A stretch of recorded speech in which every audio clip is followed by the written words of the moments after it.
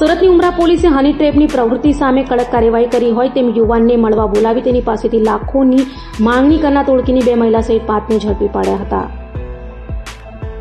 સુરત શહેરના પાર્લે પોઈન્ટ વિસ્તારમાં હની ટ્રેપની એક સનસનાટીભરી ઘટના સામે આવી છે. ઓનલાઈન વેબસાઇટ પર ફિમેલ સર્વિસ શોધવી કન્સ્ટ્રક્શન સાઇટના સુપરવાઇઝરને ભારે પડી ગઈ હતી. સોમનાથ મંદિર પાસેના એક એપાર્ટમેન્ટમાં બોલાવી નકલી પીએસઆઈ અને કોન્સ્ટેબલ હોવાની ઓળખ આપી સુપરવાઇઝર પાસેથી 5 લાખ રૂપિયા પડાવતી ગેંગનો ઉમરા પોલીસે પર્દાફાશ કર્યો છે. પોલીસે 2 મહિલા પ્રાંજલી ઉર્ફે પ્રિન્સી આદિત્ય પ્રતાપ સિંહ રાજપૂત અને રાજવી હિરેનભાઈ દેવગાણિયા તથા આકાશ પરસોત્તમ વાઘેલા, પિયુષ હસમુખ ગોસ્વામી અને ખેતારામ હળમતારામ પરમારને ઝડપી પાડ્યા હતા.